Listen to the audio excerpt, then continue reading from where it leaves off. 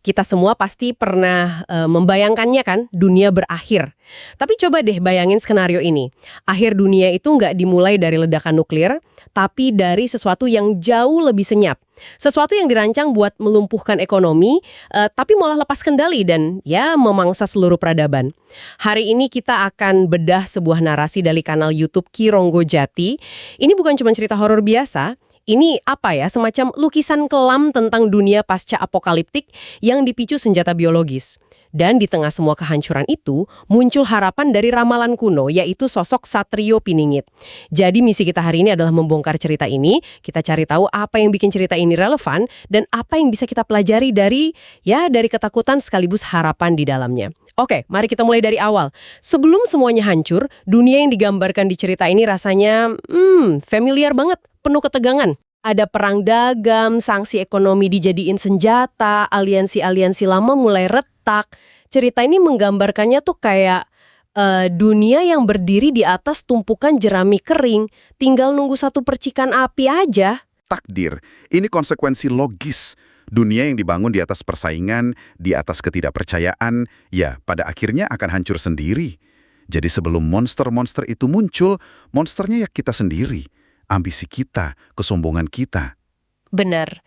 Jadi dari ketegangan itulah percikan apinya muncul. Sebuah virus dilepaskan.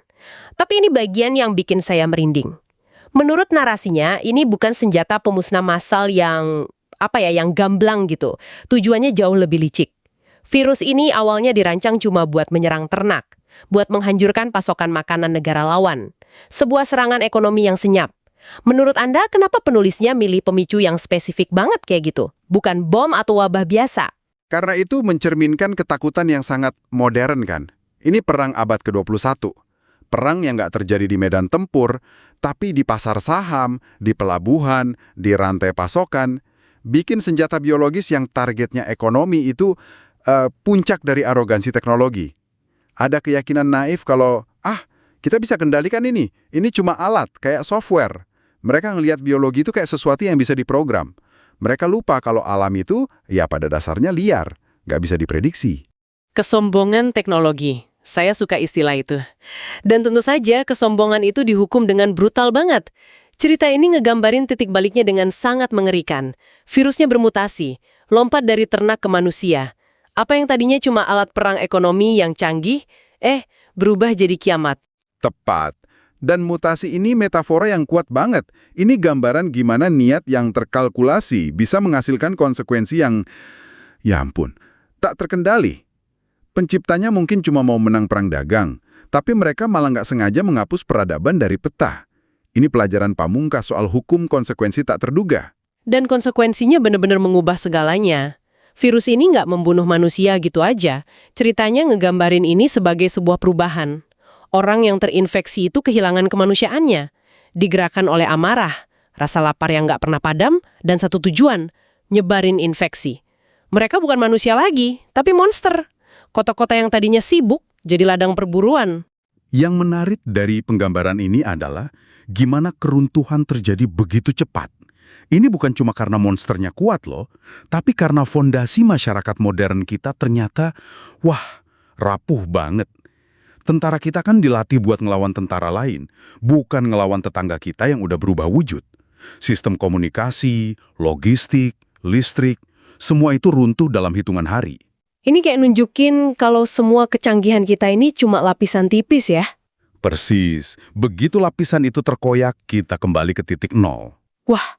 Coba bayangin deh, psikologi seorang tentara di situasi itu. Seluruh pelatihan mereka jadi nggak relevan.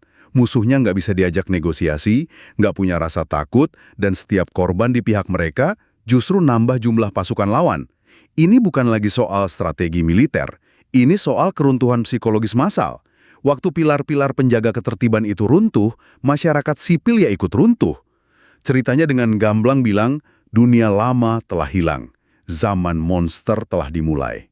Di tengah keputusasaan total inilah, secerca harapan muncul dari tempat yang nggak terduga. Sebuah ramalan kuno.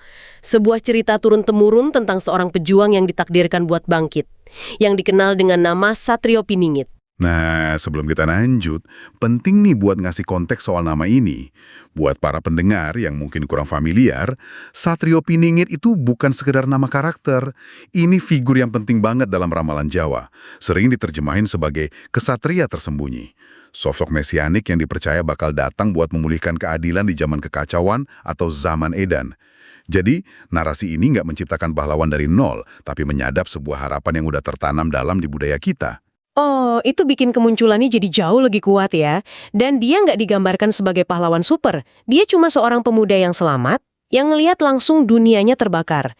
Dia ngelihat kengerian, tapi yang bikin dia terus jalan itu justru momen-momen kecil kebaikan yang dia lihat di tengah kekacauan. Itu bahan bakarnya. Dan ini memunculkan pertanyaan yang menarik kan?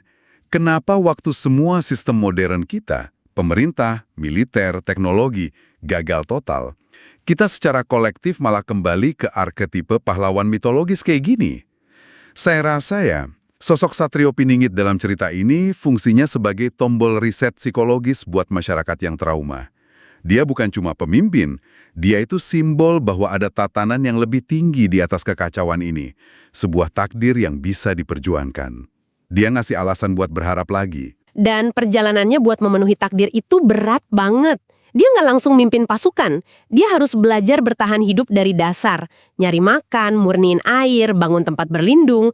Ceritanya bahkan nyebutin dia harus ngadepin binatang mitos di hutan. Dia dibentuk ulang oleh alam liar. Proses itu krusial. Dia harus melepaskan semua sisa-sisa dunia lama. Dia nggak bisa lagi bergantung sama supermarket atau GPS kan? Iya bener. Dengan maksa, dia kembali ke dasar-dasar bertahan hidup. Ceritanya nunjukin kalau pemimpin baru itu nggak bisa lahir dari sistem lama yang gagal. Dia harus lahir dari bumi, dari realitas baru yang keras. Dia harus menguasai dunia yang hancur ini sebelum bisa memimpinnya. Setelah dia nguasain cara bertahan hidup sendirian, tantangan berikutnya jauh lebih sulit. Ketemu manusia lain.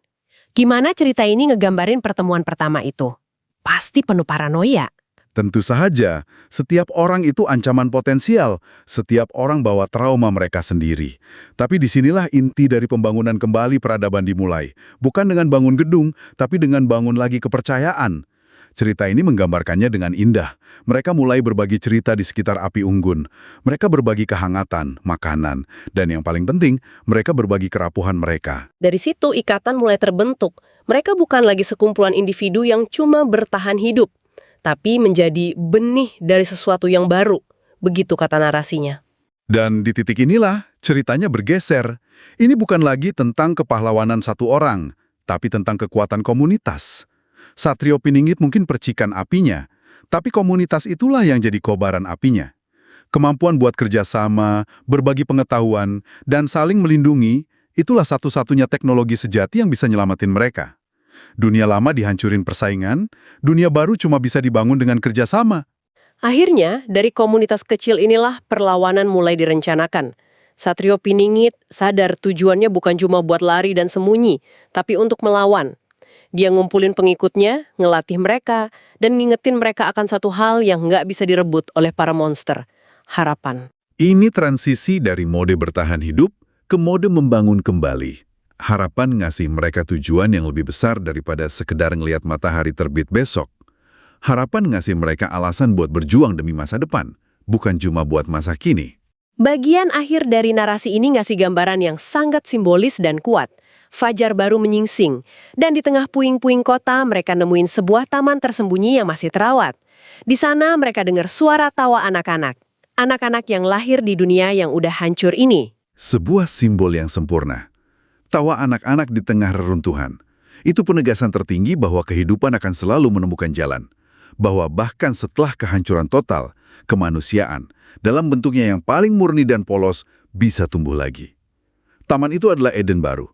Dan anak-anak itu Adam dan Hawa dari peradaban baru. Jadi kalau kita tarik kesimpulan, narasi dari Ki Ronggojati ini adalah ramuan yang menarik ya. Di satu sisi dia nyentuh ketakutan kita yang paling dalam dan modern, perang biologis, keruntuhan global. Di sisi lain, dia nawarin solusi yang paling kuno, kembalinya pahlawan mitologis dan kekuatan komunitas. Benar, ini cerminan dari kecemasan kolektif kita, sekaligus kerinduan kita yang abadi akan kepemimpinan dan tujuan di masa-masa sulit. Cerita ini pada dasarnya bilang kalau teknologi dan politik gagal, yang tersisa cuma dua hal, keberanian individu dan ikatan antar manusia. Oke, jadi untuk merangkum semua yang udah kita bedah, kita ngelihat dunia yang hancur karena kesombongannya sendiri, di mana senjata ekonomi jadi wabah pemusnah peradaban. Kita lihat betapa rapuhnya struktur modern kita, dan dari abunya muncul seorang pahlawan yang perjalanannya bukan cuma soal pertempuran fisik, tapi tentang membangun kembali kepercayaan dan komunitas dari nol. Sebagai penutup, aku mau ninggalin satu pemikiran buat Anda. Narasi ini dan banyak cerita apokaliptik lainnya populer banget sekarang. Coba deh renungkan ini. Kenapa kita begitu tertarik sama cerita tentang akhir dunia? Mungkin ini bukan semata-mata karena kita takut akan masa depan.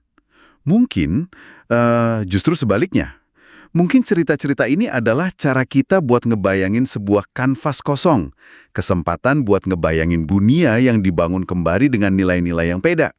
Mungkin jauh di lubuk hati, kita nggak cuma takut akan kehancuran, tapi kita juga merindukan kesempatan untuk memulai lagi dengan lebih baik.